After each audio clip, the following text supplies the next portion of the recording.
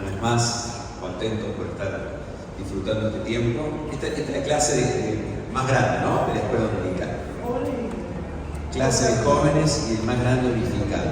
Bien, perfecto. Bueno, la idea es, no por supuesto hacer un estudio teológico, sino tener un tiempo de motivación a una de las tareas que tenemos, una de las misiones que tenemos todos los que somos hijos de Dios, ¿no?, los que hemos pasado por la cruz del Señor Jesús. Yo no sé si está ya esto. Bueno, bárbaro. Decía Spurgeon, cada cristiano es un misionero o un impostor. Interesante la frase, cada cristiano o es misionero o es impostor. A veces pensamos en los misioneros, siempre se dice, ¿no?, los que están trabajando en lugares donde el evangelio no llega con facilidad o en ámbitos de hostilidad, pero nuestra misión como hijos de Dios, renacidos, es compartir el mensaje del evangelio a donde el Señor nos haya puesto, en el lugar donde el Señor nos haya puesto a cada uno de nosotros. Y si no estamos cumpliendo esa misión, bueno, hay algo que no está funcionando en nuestra vida como debería funcionar, ya lo vamos a ver más adelante. Acompáñame a Romanos capítulo 9, Romanos capítulo 9. Capítulo medio complicado, para leer, para entender. Discusiones centenarias se han disparado a partir de este capítulo, pero nos vamos a centrar en dos o tres conceptos y no mucho más. Romanos 9, 20. Dice el texto: mas antes, oh hombre, ¿quién eres tú para que alterques con Dios? Dirá el vaso de barro al que lo formó, ¿por qué me has hecho así? Si usted se acuerda, en Jeremías hay un pasaje paralelo a esto, ¿no? Pablo tiene en mente, entiendo, ese pasaje de Jeremías donde el profeta va a la casa del alfarero, ¿se acuerdan, no?, de la situación, y va escribiendo algo similar a eso. Mas antes, oh hombre, ¿quién eres tú para que alterques con Dios? Dirá el vaso de barro al que lo formó, ¿por qué me has hecho así? ¿O no tiene potestad el alfarero sobre el barro para hacer de la misma masa un vaso para honra y otro para deshonra? ¿Y qué si Dios, queriendo mostrar su ira y hacer notorio su poder, soportó con mucha paciencia los vasos de ira preparados para la destrucción, y para hacer notorias las riquezas de su gloria las mostró para con los vasos de misericordia que Él preparó de antemano para gloria? Y sigue el pasaje desarrollándose. En primer lugar, el pasaje muestra a Dios como el alfarero en posición de soberanía absoluta, ¿no? Él es el soberano completo. Dice Pablo también que el Espíritu Santo reparte los dones en su voluntad. Yo me acuerdo cuando era chico, quería tener el don de uno y el don del otro, y me gustaban algunos dones de otras personas que yo admiraba, y después cuando uno va madurando en la carrera cristiana, en la vida cristiana, se da cuenta que esto depende de la soberanía de Dios, ¿no? Cada uno tiene que tener el don que el Espíritu le ha dado, porque es lo mejor para cada uno de nosotros. Tenemos que estar agradecidos y contentos por esto. Si bien la obra de Dios no es para que yo me gratifique, la obra de Dios no es para que yo me sienta realizado, la obra de Dios es para que Dios sienta agrado, para que Dios se glorifique a través nuestro, ¿sí? Por ahí escuchamos mucho esta manija de, bueno, cumplir desarrollar tu potencial, llegar donde... No, el potencial es el que Dios nos ha dado, y tenemos que cumplirlo para la gloria de Dios y no para la realización personal. Entonces Dios es soberano. Después habla de el hombre como barro, ¿no? Eso es lo que somos. Intrínsecamente no tenemos mucho valor, somos barro, ¿no? Y habla de vasos de ira preparados para la destrucción. Y a partir de este término se han generado discusiones de calvinismo y arminianismo y pelagianismo. Y no me voy a meter en todos estos detalles porque ustedes tienen los ancianos que después les van a sacar todas las dudas que ustedes tengan sobre este tema, ¿no? Todo lo que ustedes quieran se lo preguntan a él. Pero me quiero centrar en el término que Pablo usa de vasos de misericordia. Fíjate, creo que está en el versículo 23, sí, ahí está. Verso de Romanos 9:23 dice: y para hacer notorias las riquezas de su gloria las mostró para con los vasos de misericordia que Él preparó de antemano para gloria. Vasos de misericordia. Leí por ahí que en la antigüedad había una sana costumbre. Los habitantes de una ciudad, los que vivían en un pueblo, en una aldea, ponían a la orilla del camino cántaros, jarrones de barro, y todos los días cargaban agua fresca en esos jarrones, y esto lo hacían como un acto de misericordia para los que caminaban, para los peregrinos, ¿no? Recordad que esto fue escrito hace 2000 años, donde no había agua potable, no había supermercados, no había IPF Serviclub, no había todo lo que hoy tenemos nosotros. Entonces, para nosotros viajar hoy es muy cómodo, porque vamos en vehículo, nos paramos en un hotel, nos paramos a comer algo de un parador, pero en la antigüedad no existía esto. Entonces, el caminante estaba muy desprotegido, el peregrino estaba muy desprotegido, y como un acto de misericordia, repito, los que vivían en una ciudad ponían estos jarros, estos cántaros, y venía el peregrino y podía tener acceso a agua fresca para poder seguir su viaje. Pablo utiliza esta idea de los vasos de misericordia y la aplica a la vida del creyente. ¿Y por qué nosotros somos vasos de misericordia? Por dos razones, básicamente. Número uno, porque si hemos pasado por la cruz y tenemos al Señor en nuestras vidas, hemos sido llenados del agua de vida. Jesús dijo: el que cree en mí, como dice la Escritura, de su interior correrán ríos de agua viva. Entonces, la sed espiritual en nosotros se ha calmado, se ha saciado en Cristo, ¿no? Él es nuestra saciedad.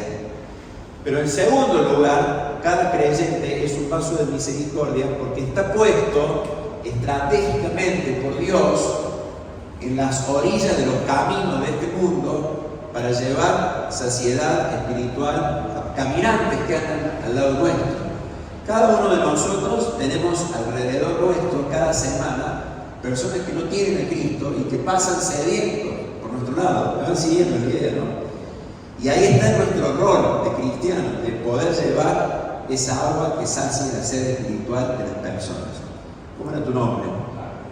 Carlos. Yo no tengo acceso a los familiares inconversos de Carlos, a los compañeros de trabajo inconversos de Carlos y a los amigos de Carlos. Y Dios lo puso a Carlos estratégicamente como un vaso de misericordia lleno de agua fresquita en donde él vive. Amén. Y Carlos no tiene acceso a mis pacientes, no tiene acceso a mis compañeros de trabajo inconversos, ni a mis familiares inconversos, ni a mis amigos inconversos. ¿Te das cuenta? Estratégicamente Dios nos ha puesto en lugares para que nosotros, cada uno de nosotros, podamos llevar esta agua de vida que es el Señor Jesús. Si yo no cumplo el rol que Dios me ha puesto en este punto, nadie lo va a poder cumplir por mí, ninguno de ustedes. ¿Y a quién le va a pedir cuenta Dios por mis peregrinos, por los peregrinos que caminan al lado mío? ¿A quién le va a pedir cuenta, Señor? Y a mí. Y si pasan y se van a la eternidad sin Cristo, si yo les hablé, ya depende de lo que Dios hable con ellos. Pero si yo no les hablé, Dios va a demandar también a mí. ¿Por qué no cumplí ese rol? Vamos, ¿me van acompañando en esto? Predicamos como iglesia, hablando en general, no estoy hablando de Parque Casa y de Rincón, actívame los manos. Como iglesia, la iglesia evangélica cumple el rol que debería cumplir en este punto. Sí, no.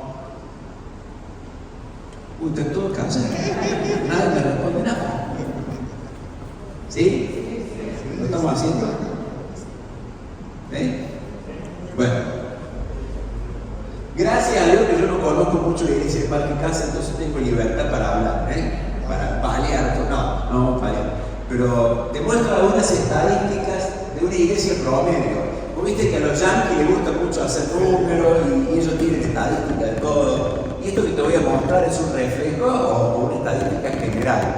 Repito, no es la realidad específica del Parque Casa, ni de Rincón, ni de la iglesia evangélica de Argentina, pero son generalidades. Mira, en una iglesia promedio, el 10% no se congrega. O sea, vos vas a una persona y le decís: ¿dónde te congregás? En Parque Casa, en Ludueña, en Rincón, en la iglesia de Calle Colombia. Y resulta que los hermanos de esa iglesia no lo ven nunca. ¿Te das cuenta? Porque ellos dicen que se congregan ahí, pero no van. Entonces, esto te habla un poquito de la realidad de los miembros de cada iglesia, ¿no?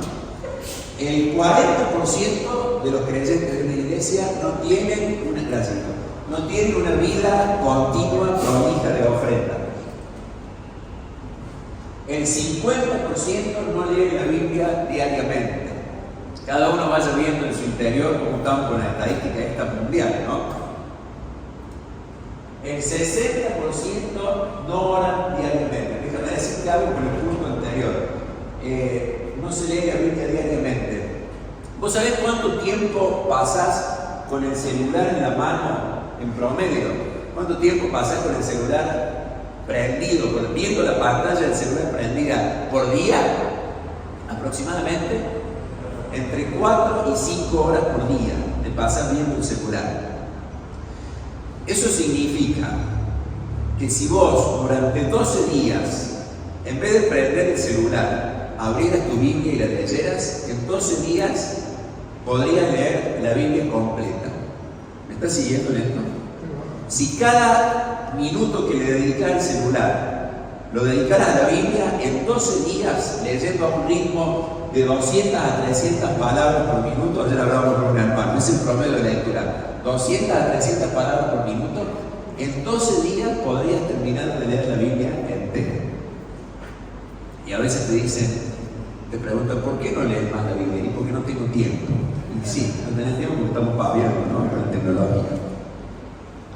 Escuché a alguien que dijo hace tiempo atrás, Dios permitió las redes sociales para que en el tribunal de Cristo algún día cuando estemos y nos pregunten por qué no oraste más y le digamos porque no tuvimos tiempo, el Señor nos diga, no, sí tuviste tiempo. Mira todo el tiempo que dedicaste al Facebook, al Instagram, etcétera, etcétera.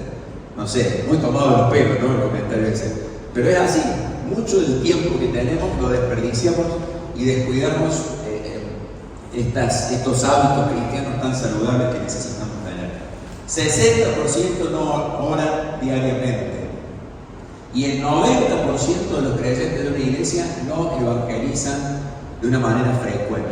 O sea, ¿cuántos somos en esta clase acá? Más o menos, 30 seremos aproximadamente. Bueno, acá hay 3 que evangelizan. Los otros 27 hacemos agua. 1, 2, 3, 4, 5, 6, 7, 8, 9, 10, uno predica. 1, 2, 3, 4, 5, 6, 7, 8, 9, 10, uno predica. ¿Te das cuenta? O sea, de todos los hábitos evangélicos que tenemos, buenos hábitos evangélicos, el que más nos cuesta, ¿cuál es? Compartir nuestra fe con otros. Pregunta, ¿por qué? Carlos, ¿vos qué decís? No tengo ni idea. Piense. Somos egoístas, dice. ¿Estás de acuerdo con ella? ¿Sí? Somos egoístas. ¿Te da vergüenza? Uy, le da vergüenza a ella. Quizá para no ser rechazados. Quizá para no ser rechazados y luego que me vean como una cosa rara, digamos. ¿Se te da vergüenza como ella? No, a mí no me gustan las contradicciones. Bien. Me cuesta confrontar. Está bueno esto, no nos gustan las contradicciones, no nos gusta ir de frente, ir al choque. Vos viste que el mensaje del Evangelio es muy el choque, ¿no? Creo que Spurgeon también decía, cuando una persona viene a la iglesia, después de escuchar el mensaje, se tiene que ir o convertido o enojado con el predicador. Es que el mensaje te confronta al ser humano con su miseria. Entonces cuando predicamos y el mensaje, la gente se fue diciendo, ay, qué lindo, qué bueno, qué chistoso, qué ameno, pero no se fue confrontado, estamos en problema, ¿no? Estamos en problema. Bien, el mensaje del Evangelio es confrontativo. No nos gusta que nos vean como bichos raros. Somos egoístas. Todo lo que están diciendo lo vamos a poner acá y lo vamos a ir viendo, ¿sí? ¿Por qué otra razón no predicamos? Para el mundo somos locos. Para el mundo somos locos, bien. Y eso a veces nos hace... Bendita locura. Amén, bendita locura, sí. Otra cosa puede ser que a veces nos pueden hacer una pregunta que no sabemos responder. Entonces, Buenísimo, buenísimo.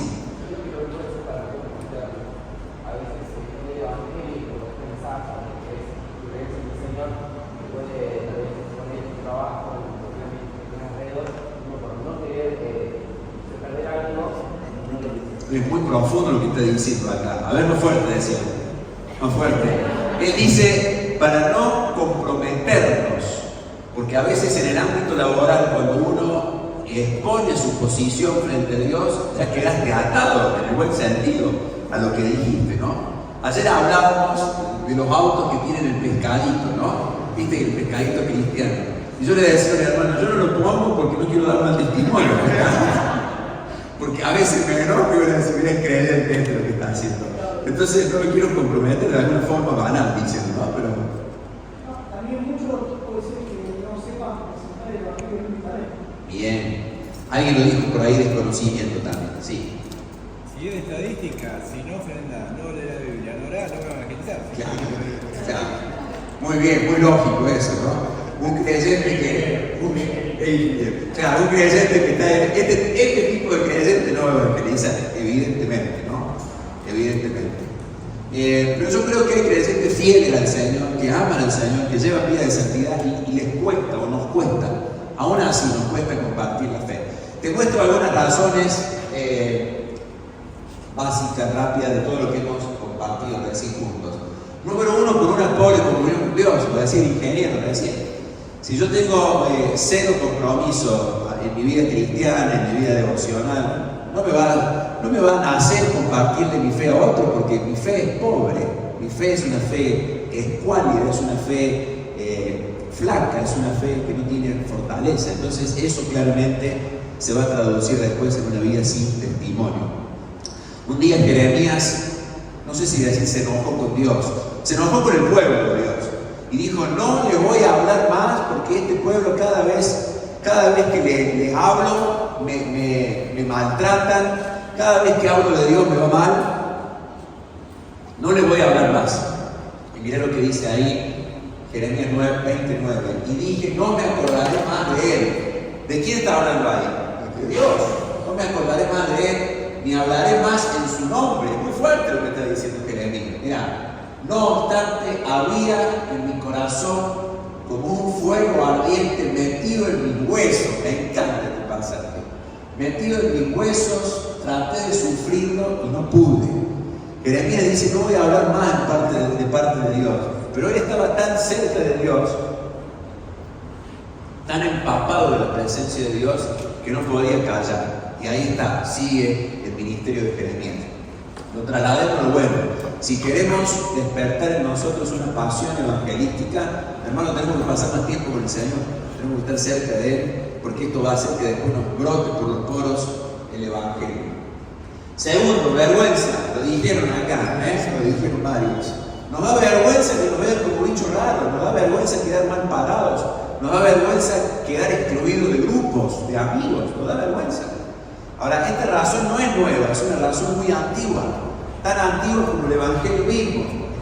Jesús dice, porque el que se avergonzare de mí y de mis palabras, en esta generación adúltera y pecadora, el Hijo del Hombre, yo, dice Jesús, me voy a avergonzar también de él cuando venga en la gloria de mi Padre con los santos ángeles. Mirá si es antigua la vergüenza, tan antigua que Pedro lo traicionó al Señor en el mismo momento de la entrega, ¿no?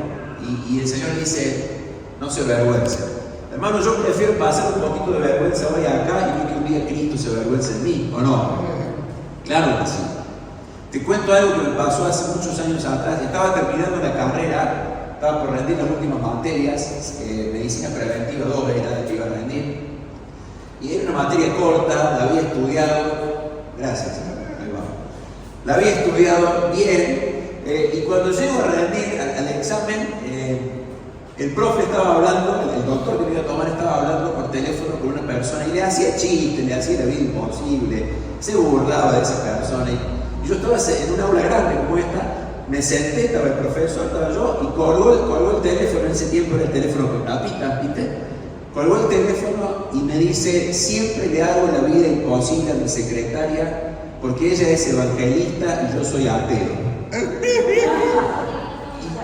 Qué linda forma de arrancar el examen. Y yo digo, ¿qué hago? Oré, Señor, ¿qué hago? Doy testimonio a este tipo, en media hora me tiene que poner una nota, no sabía qué hacer.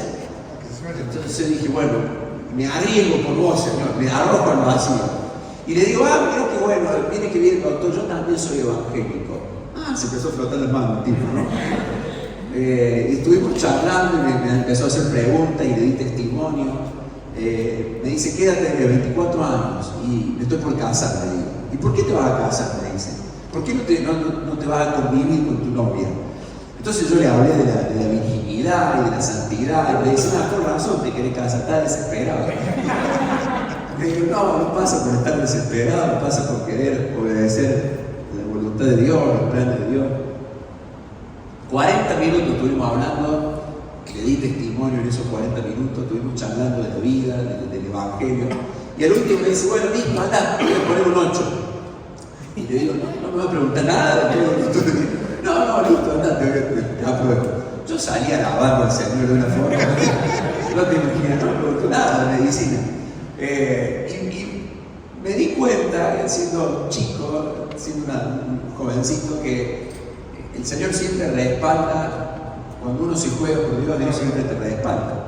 Él nunca te va a dejar offside, nunca te va a dejar fuera del lugar. Dice 1 Samuel, Dios honra a los que le honran. Y cuando vos te juegas por Dios, Dios siempre te va a dar respaldo.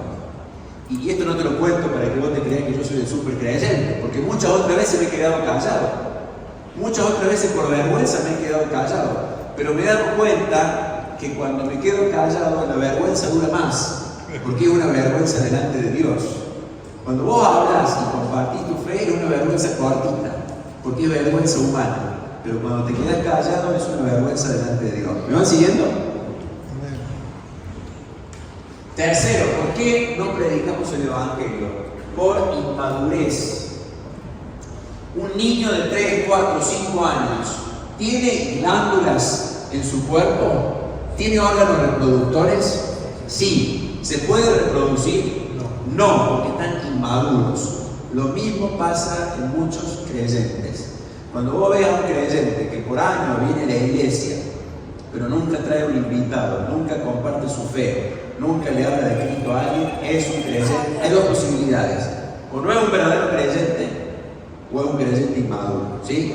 Entonces, ¿cómo fomentar la madurez? Conocimiento de Dios, vida devocional, etcétera, etcétera. Cuarto lugar, indiferencia. Creo que lo dijiste vos. Somos apáticos a la realidad que vive el mundo. Somos apáticos. Y es duro decirlo, pero es real. Población mundial, 8.000 millones. Más, ahora son más, ¿no? 8.000 millones. 30% nunca escucharon el Evangelio. 35%, esta parte roja de acá, escucharon pero no aceptan. 25%, esta parte naranja de acá, son cristianos nominales. Y adivina esta partecita verde de la pizza, ¿quiénes son? Los verdaderos creyentes, ¿quiénes son? Y deberíamos ser nosotros, ¿no? Todos nosotros deberíamos estar en esta partecita verde. Cada segundo, 2 personas se mueren en el mundo. Cada segundo, 2 personas mueren en el mundo, en estas condiciones. Y se van a la eternidad en estas condiciones. ¿Y qué hacemos nosotros? Y a veces estamos ahí haciendo la plancha, ¿no? Y esto tiene que movilizar nuestros corazones. Y hermanos, nosotros los vemos que se ríen, que tienen cosas materiales, que están viviendo ATR, como le decíamos, los vemos a full, pero en su corazón hay vacío existencial. Ya vamos a hablar de eso esta noche. Entonces, que no nos dé timidez hablar de Cristo, porque el mundo tiene mucha necesidad de esto. El mundo tiene mucha necesidad del Evangelio. Bien, ¿por qué sí tenemos que evangelizar? Ya vimos por qué no evangelizamos, ahora por qué sí tenemos que evangelizar. Hay una razón que podríamos sumar también a la anterior. Sí. ¿Por qué no evangelizamos por desobedientes? En realidad tendríamos que evangelizar por obedientes. Claro que sí. Bien. Desobediencia. A veces a mí me pasaba también pensar de que evangelizar era decir, bueno, Señor, si se da la oportunidad y alguien me pregunta, voy a dar testimonio. En realidad la palabra es al revés. Claro que sí. Pablo le dice, predica, insta a tiempo y fuera de tiempo. Ya lo vamos a ver al final, ¿no? Toda oportunidad, aun cuando es inoportuno, es oportuno hablar del Señor.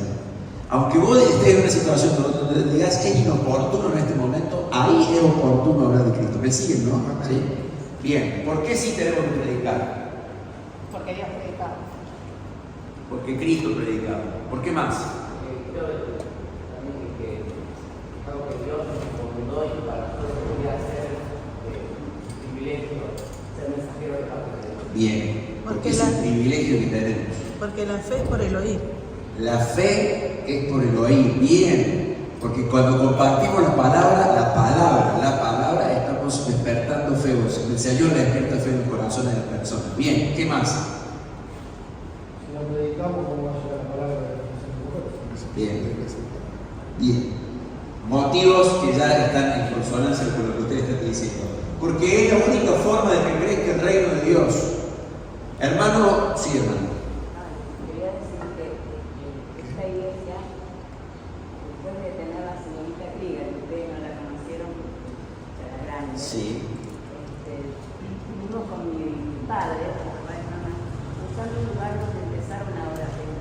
Y la hora feliz empezamos acá en Cortina. Y de eso está hecho. Mira vos, gloria a Dios. Quijo. Gloria a Dios. ¿Quieres contar una fuerte, hermana? Sí. No, está bien, ya lo dije. Está bien. Muchos ya lo saben, pero con mi papá y mamá. Iniciaron una hora feliz acá en el Gloria a Dios. Gloria a Dios. Vos sabés que la mayoría de las iglesias de los hermanos en el país comienzan con una hora feliz, ¿no? Y uno trabaja en los chicos y como decíamos ayer, a veces decimos, ¿qué resultado tiene? Yo antes cuando predicaba y levantaba la mano un chico, decía, un chico nomás, y el efecto que genera eso en los chicos, ¿no? Nuestros dos anexos que son iglesias autónomas. Con hora feliz. Claro, claro De que eso sí. está la escuela también. ¿Sí? De eso está la escuela. Gloria a Dios, gloria a Dios. Por personas que tienen claro esto, ¿no? De que vale la pena seguir sembrando en los corazones. Recordad esto, uno puede saber cuántas semillas hay en una manzana, pero nunca sabrá cuántas manzanas hay en una semilla. Vos sembrás, ¿no? Spurgeon decía, se puede llevar el caballo a la fuente, pero no se lo puede obligar al que bebe el agua. Vos predicás, después que el Señor haga el resto, vos cumplís tu rol, después el Señor se encargará. Número uno, ¿por qué predicar? Porque es la única forma de que crezca el reino de Dios. Cuando una iglesia, escúchame esto, crece a costa de creyentes que vienen de otras iglesias, el reino de Dios no crece. Si la iglesia de Pan de Casa, o la de Rincón, o cualquier iglesia, se nutre de creyentes que vienen de otra iglesia, ¿y por qué vas a ir a Rincón? Y porque me gusta el grupo, porque me gusta la alabanza, porque me gusta, y vienen de otra iglesia, pero no vienen nuevos convertidos, el reino de Dios no se está extendiendo, ¿sí? Entonces, a ver, si vienen creyentes de otro lado, algo bien estamos haciendo, por eso vienen, ¿no? Vienen a buscar contención, vienen a buscar pastorado, etcétera, etcétera. Pero el objetivo de la iglesia tiene que ser extender el reino de Dios, ¿sí? Me encantan las reuniones de aniversario, las reuniones de oración, los campamentos de hombres, me encantan los retiros, todo. Pero la finalidad número uno de la iglesia tiene que ser extender el reino de Cristo, ¿sí? ¿Algún comentario? ¿Muy bien? Yo me quedé pensando en lo que hablaban, vos decís que por supuesto hay que hablar. Se le atribuye a San Francisco de Asís, que decía habla siempre, predica siempre y si es necesario habla. Posición que algunos están muy en contra. Los creyentes están en contra de predicar con la vida. Con la vida, claro. Pero es lo que dice Pedro, ¿no? Por ejemplo, un marido en comercio, ¿cómo se gana? Sin palabras, dice Pedro. Dice, sí. Sin palabras, dice. Bueno, o sea que es efectiva. Pero por efectiva. supuesto que sí, claro que sí. Pedro le habla a mujeres que tienen maridos inconversos, yo creo que se aplica para los dos sexos, ¿no? Y le dice que se han ganado sin palabras, claro que es esto, o sea que por la conducta, que tu vida refleje lo que vos estás predicando, respaldando tu palabra por medio de tu conducta. Segundo, ¿por qué tenemos que predicar? Porque siempre ganamos. Mira, cuando vos predicás el Evangelio hay tres respuestas posibles. ¿Cuántos han predicado en este año a alguien? Salúdenme los que en este año han predicado. Bien, bien, me encanta ver todo esto manos levantadas. Pablo. Cuando vos predicás el Evangelio hay tres respuestas posibles. Que la persona acepte a Cristo, que la persona se vaya con una semilla plantada en el corazón, o que la persona te rechace y te diga, salí de acá, mormón, evangelista, no me vengas con estas cosas. Tres respuestas posibles. Si aceptas a Cristo, ¿ganás o perdés? Fuerte. Ganamos. Si se va con la semilla, También. y si te rechazan, no, perdemos ahí. Perdemos. Pero esa persona ya no va a poder decir que no le hablaron. ¿Ganamos o perdemos acá? Si te rechazan, si te insultan, ¿qué hacen? Pero supuestamente la semilla está también. O sea, Pero te rechazo, te desprecio. la expresión que la semilla le quedó. No nos ponemos de acuerdo. Mira este texto. Bueno, acá le puse, ganamos el 66% de las veces. Todo negocio que nos da una rentabilidad del 66% bueno, ¿no? ¿Sí? No lo veo muy convencido. ¿Qué hacemos? ¿Cómo que más ánimo?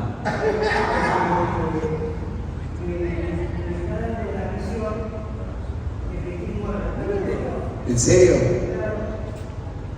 ¿Qué fuego que tiene el hermano, no? Yo no tengo tanto fuego. A mí se me apaga el fuego cuando me rechazan. Traté de contenerlo y no pude. No pude. Mirá lo que dice el Señor Jesús. Bienaventurados seréis cuando los hombres os aborrezcan, os aparten de sí. Salid de acá. Esto es aparten de sí. No me quiero juntar con vos porque soy evangelista.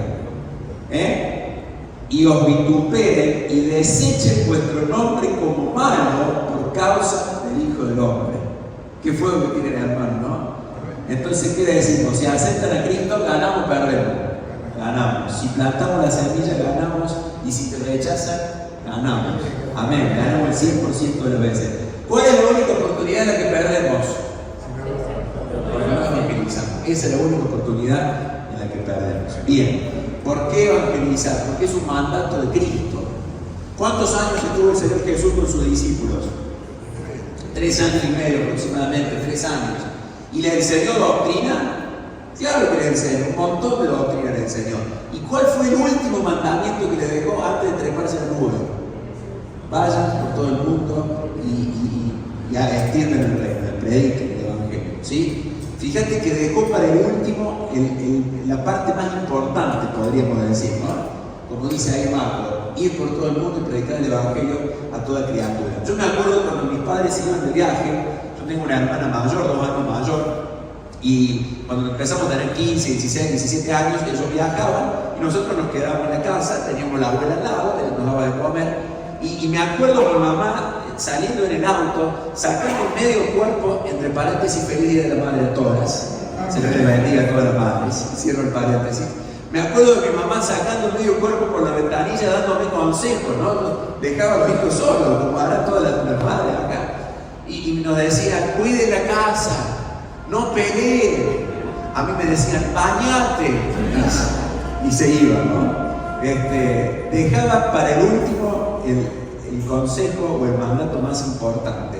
Y yo lo veo al Señor en esta misma actitud, ¿no? Estuvo 3 años adoctrinando a los discípulos, pero para el último el consejo más o el mandato más importante de predicar el evangelio. ¿Cuánto lugar? ¿Por qué predicar? Porque es una responsabilidad. Mirá lo que dice Pablo: pues si anuncio el evangelio no tengo por qué gloriarme, porque me es impuesta necesidad. Hay de mí si no anunciar el evangelio.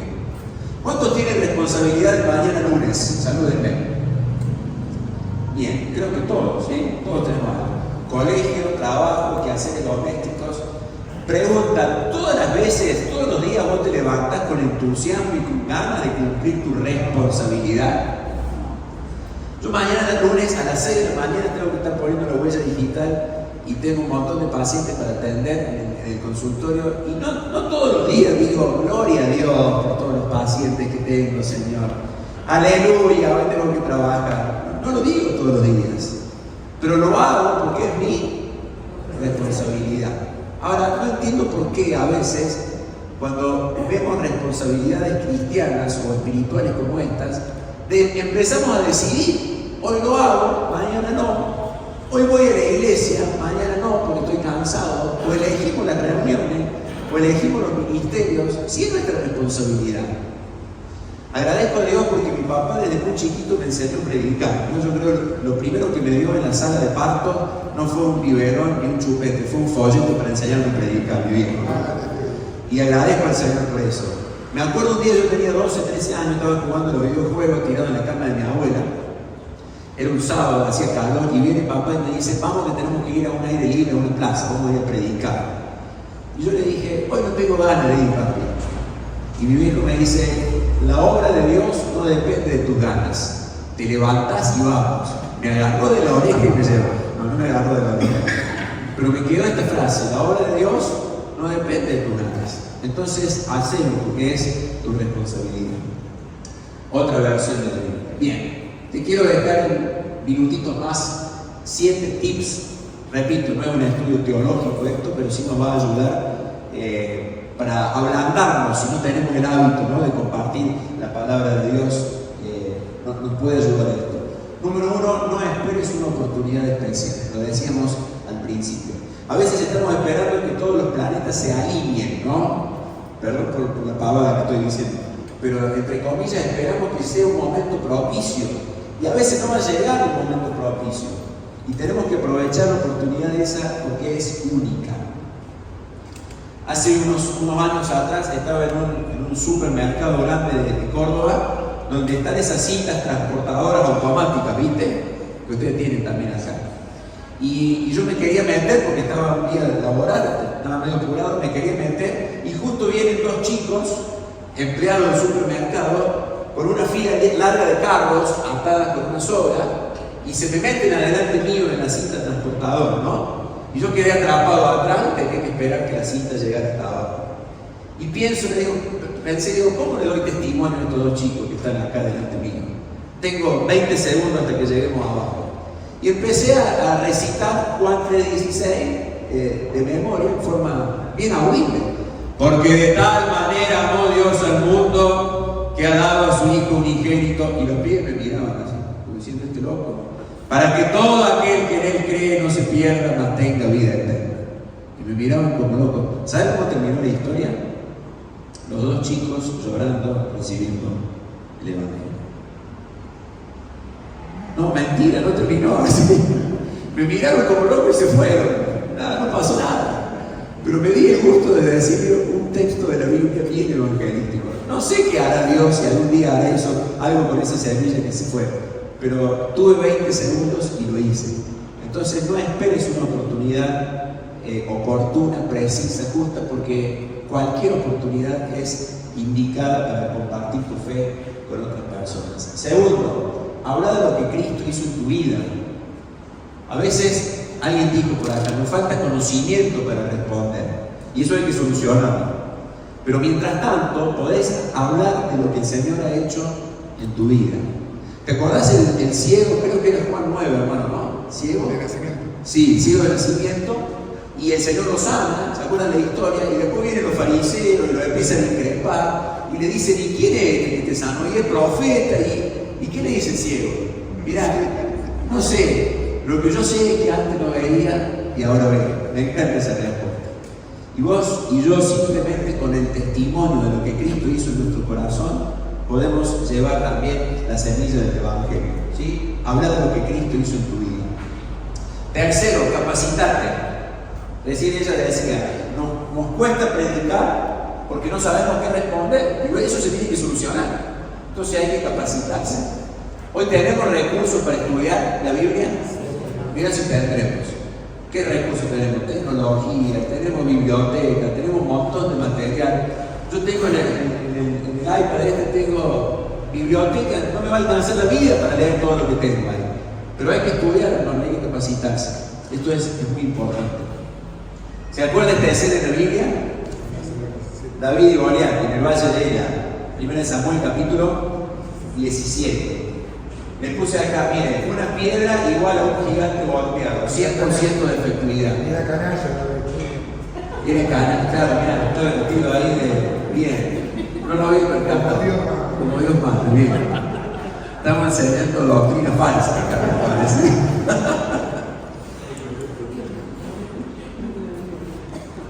Una piedra igual a un gigante golpeado. Pregunta de examen: ¿puntería o bendición? No le vamos a poner suerte, vamos a poner bendición. ¿Puntería o bendición?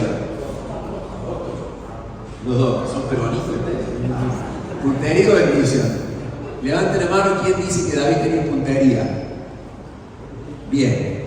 ¿Quién dice que David no sabía nada de onda y cerró los ojos y hizo así, y la piedra le pegó? ¿Sí? ¿Ustedes son team bendición nomás?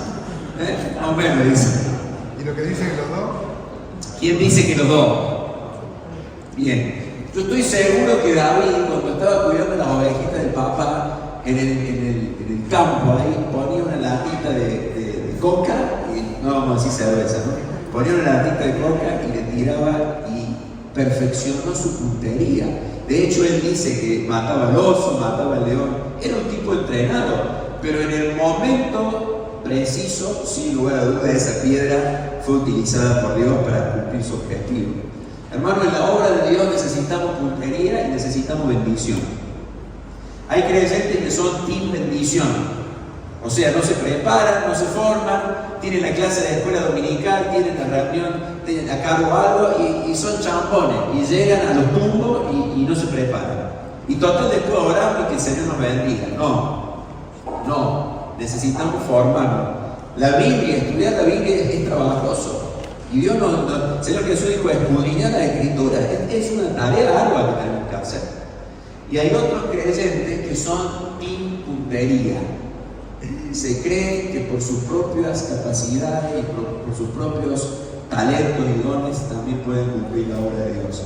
Separado de mí, nada podéis hacer. En la obra de Dios necesitamos puntería y también necesitamos la bendición de Dios. Capacitarte. Estaba en segundo año de la facultad, tenía que ir a un centro de salud que estaba lejos de mi casa. Un día martes a las 7 de la mañana entraba, era invierno, estaba oscuro, me desperté a las 6 de la mañana, hice el devocional, estaba lleno, me había juntado con el Señor ahí, estaba lleno del fuego del Espíritu. Y dije, hoy le voy a predicar al taxista, tenía que ir en taxi, hoy le voy a predicar al taxista. Me siento en el taxi, tenía como media hora de viaje, empiezo a darle testimonio y el taxista era testigo de Jehová. Te lo resumo, me pasé 30 minutos siendo evangelizado por el taxista. Me paseó por Ezequiel, Joel, Apocalipsis, me dio vuelta como una media, no tenía idea de nada. Llegué a mi casa y dije, esto no me puede pasar más. Fui y me inscribí en la iglesia del 24 de septiembre que estaba dictando un curso de sectas, hice un curso de sectas, me compré libros, me compré material de todo tipo. Bueno, estudié sectas de pe a pa. Hoy si viene un testigo de Jehová acá, le parto la Biblia en la cabeza y no le doy vuelta. No sé los otros, pero los testigos de Jehová los puedo dar vuelta. Me he pasado horas discutiendo con pacientes de testigos de Jehová, horas literalmente. Pero bueno, hay que capacitarse, hay que estudiar. Entonces no seamos haraganes, ¿sí? Memoricemos textos de la Biblia. Yo puse acá, hay un montón de tratados evangelísticos que si vos los memorizás, 4 o 5 versículos ya te quedan. Después si quieren les paso, ahí tengo un montón de PDF para darles, ¿no? El plan de salvación con los colores, todo es válido, ¿no? Este libro lo tengo en PDF, es un libro buenísimo, se lo recomiendo. El evangelismo personal. No sé si alguno lo ha leído, se lo puedo pasar ahora mismo. Te dice cómo iniciar una conversación con un inconverso, a veces yendo por tangente, y cómo llegar al evangelio, qué métodos evangelísticos usar en el evangelismo personal. Es muy muy bueno, ¿sí? Hay mucho material para instruirnos en este punto. Cuarto, invitar a la iglesia. A lo mejor no tenés un muy buen testimonio porque hace poquito que estás en Cristo. A lo mejor no tenés mucho conocimiento porque hace poco que estás en la fe, pero podés invitar a alguien a la iglesia. Nosotros todos los domingos en la iglesia tenemos un flyer que se manda unos días antes, donde se anuncia el tema que se va a hablar el domingo. Todos los domingos la idea es predicar el evangelio, aunque tenemos la reunión de ministerio, pero siempre tratamos de predicar el evangelio en nuestra congregación. Entonces, los creyentes, los miembros de la iglesia tienen el flyer para poder poner en el estado o invitar. Antes se hacía con papelito, ahora lo hacemos todo digital. Es válido, todo es válido, ¿no? Entonces, invitar a la iglesia. ¿Te acordás del encuentro de Jesús con la samaritana? ¿Sí? Exacto, Juan 4, ¿no? Y ¿te acordás que ella, cuando lo ve al Señor, se mete en la ciudad y ¿qué le dice? Me parece que encontré el Mesías. Y sale toda la ciudad afuera. Ahora fíjate, la samaritana, ¿conocía la Biblia? No. ¿Tenía buen testimonio? No, porque 5 maridos tuviste y la que tenía ahora no tenía ni testimonio ni conocimiento. ¿Pero qué hizo? Esto. Invitó no a la iglesia, pero lo invitó a conocer a Cristo. Eso es lo que tenemos que hacer nosotros, hermano, ¿no? Es válido. 5, derriba muletas. Esto lo paso rápido, ¿no? La gente, el religioso, la persona común, muchas veces se apoya en esta muleta, la religión, las buenas obras, la buena moral, la ciencia, filosofía. Bueno, hay textos de la Biblia que nos ayudan cómo derribar estas muletas. Lo paso rápido. 6, sé creativo y diverso. Sé creativo y diverso. Ayornate a los tiempos que estamos viviendo. ¿Qué método evangelístico sirve para predicar hoy en el siglo XXI? Un reel, las redes. Y ya no tenemos que hacer más todo lo que hacíamos antes. ¿Sí? También. Mira, puse acá, a ver. Campaña evangelística, ¿sirve? Sí. ¿El evangelismo personal sirve? Mano a mano, sí. ¿El evangelismo con pintura que se hace en plaza sirve? ¿Sí o no? Le vemos. ¿Los folletos evangelísticos sirven? ¿Los podcasts sirven? ¿Y el Apple? ¿Los colores sirven? ¿Sí? ¿Evangelismo con niños sirve? Algunos dicen, yo predico con las 5 zonas de Martín Lutero, ¿no? Los reformados. ¿Sirve? ¿Los bailes libres sirven para predicar? ¿Sirve? ¿Evangelismo carcelario sirve? ¿Sirve o no sirve? ¿Célula sirve? ¿La célula? Algunos HL dicen, yo predico con el himnario. ¿Sirve? Y mira lo que ponemos acá, todo sirve al que sirve a Jesucristo. Todo sirve al que sirve a Jesucristo. Los métodos son métodos, no es el mensaje. El mensaje es bíblico, pero los métodos ayudan, aportan.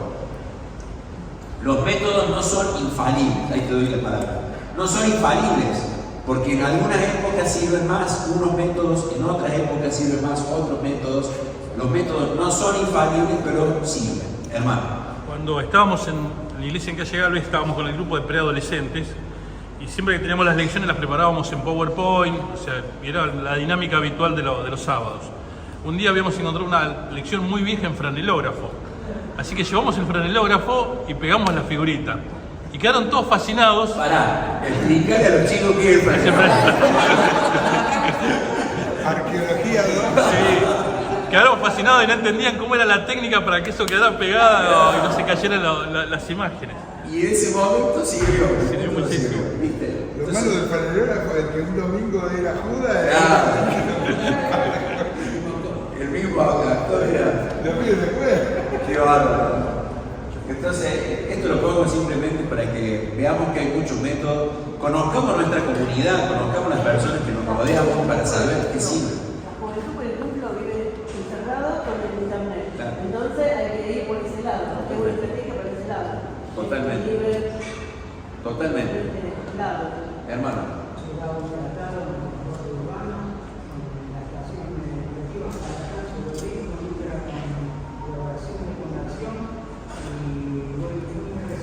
Mira vos, qué hermoso. Nunca sabremos el alcance que tiene, lo poquito que hacemos para el Señor y cosas que nosotros a veces subestimamos el valor que tienen. Mi cuñado, una de las hermanas Nati está casada con mi concuñado sería, recibió el Señor hace años escuchando la BBL y toda la familia fue a los caminos del Señor escuchando la BBL y por ahí escuchamos la música de BBL y decimos, y ahí el Señor usa, ¿no? Y la semilla se siembra. Hace poquito se bautizó en Rincón unos chicos jovencitos y uno de los chicos dijo, yo conocí la iglesia a través de las redes y llegué acá a través del Instagram de la iglesia por un amigo de un amigo de un amigo y acá conocí a Cristo y se estaba bautizando hace 15 días atrás. ¿Ale? Yo me acuerdo una vez en La Pampa, cuando vivíamos en Santa Rosa, en una iglesia mormona, cuando hablábamos de la identidad del evangelio. Habían sacado un cartel que decía lavadero de auto gratis. Entonces, claro, vos entrabas, el lavador te daban el auto gratis y otro lavador te daba más. Qué hermoso. Qué bárbaro, Totalmente. Tenía un corto. Bueno, nosotros mucho tiempo tomábamos la presión con la enfermera matriculada, ¿no? Y en el cartel decía, tómese la presión gratis, un servicio de la iglesia cristiana. Claro. Y la gente ponía el brazo y... Mientras tanto le damos más. Las 4 leyes eran en ese tiempo de la cruzada. Las 4 leyes espirituales, sí.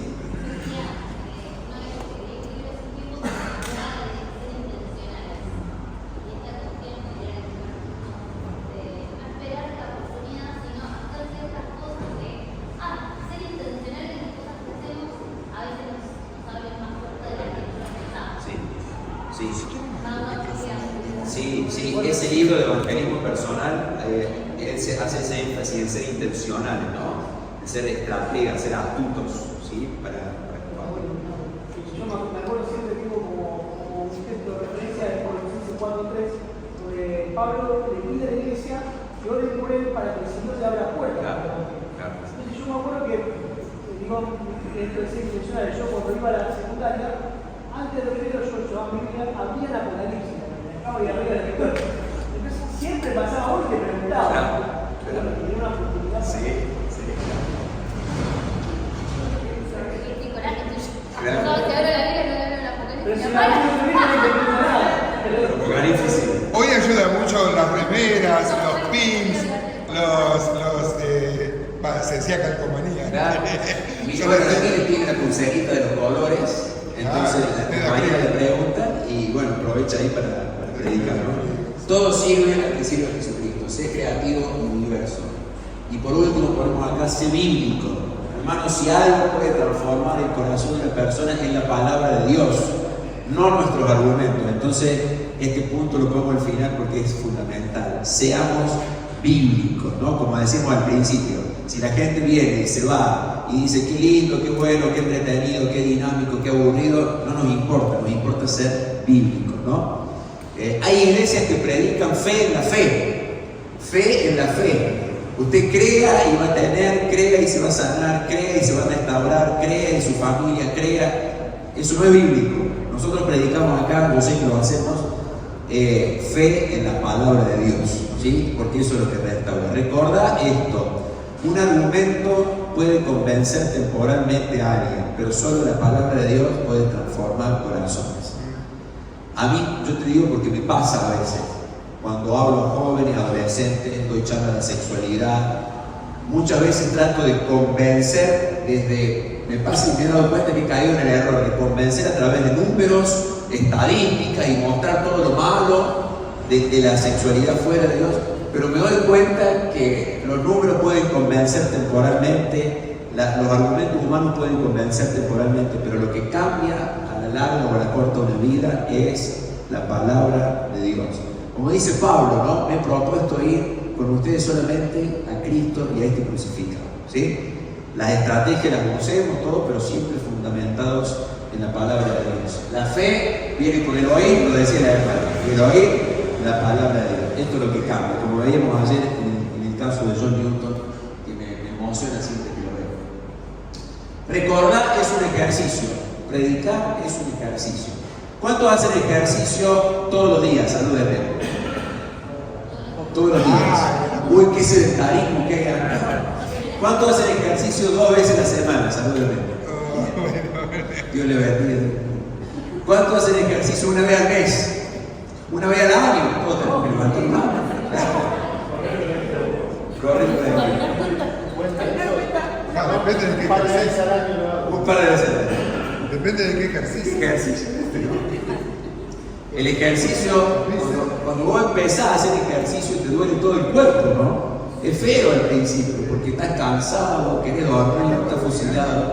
Pero cuando uno va viendo los resultados del ejercicio es lindo y es motivador. El cinto que antes tenía que usarlo en el huequito número 1, ahora te lo puedes poner en el número 3 y vas viendo los resultados y te alienta.